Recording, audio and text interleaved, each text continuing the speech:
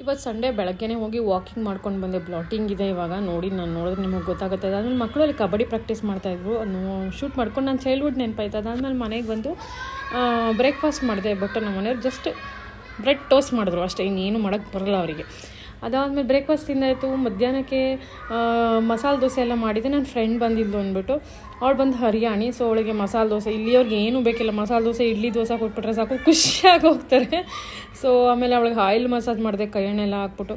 So ಅವಳಂತೂ ಅಲ್ಲೇ ಮಲ್ಕೊಂಬಿಟ್ಲು, sofa ಮೇಲೇ ಮಲ್ಕೊಬಿಟ್ಲು. ಆ ಎಣ್ಣೆ ತಾಕತ್ತು ಹಂಗಿತ್ತು, ನಿಮಗೆಲ್ಲ ಗೊತ್ತಿದೆ ಅದ್ರ ಪವರ್ ಏನು ಅಂತ, ಕೈ ಎಣ್ಣೆ ಹರಳೆಣ್ಣೆ ಪವರ್. ಅದಾದಮೇಲೆ ಇವತ್ತು ಗಣಪತಿ ಹತ್ರ ನಮ್ಮದು ಮಹಾಪ್ರಸಾದ ಇದೆ, ಹಾಗಾಗಿ ಅಲ್ಲಿ ಊಟ ಇತ್ತು, ಡಿನ್ನರ್ ಇತ್ತು. ಅಲ್ಲಿಗೆ ಹೋಗೋಕ್ಕೆ ರೆಡಿ ಆದೆ, ಹಾಗೆ ಹೇಗೆ ಕಾಣಿಸ್ತಾ ಇದ್ದೀನಿ ಅಂತ ಹೇಳಿ. ಸೊ ಇದೆಲ್ಲ ನಾವೇ ಎಲ್ಲ ದುಡ್ಡು ಹಾಕಿ ಗ್ರೂಪಲ್ಲಿ ಮಾಡ್ಕೊತೀವಿ. ಸೊ ಅಂದರೆ ಎಲ್ಲ ಫ್ಯಾಮಿಲೀಸು ಸೇರ್ಕೊಂಡು. ಅದಾದಮೇಲೆ ಅಲ್ಲಿ ಊಟ ಕೊಡ್ತಾಯಿದ್ರು, ಊಟ ಚೆನ್ನಾಗಿತ್ತು, ಪೂರಿ ಎಲ್ಲ ಆ್ಯಸ್ ಯೂಶುವಲ್ ಇತ್ತು. ಬಟ್ ಅದನ್ನು ಶೂಟ್ ಮಾಡೋದೇ ಮರೆತುಕೊಂಡೆ. ಸೊ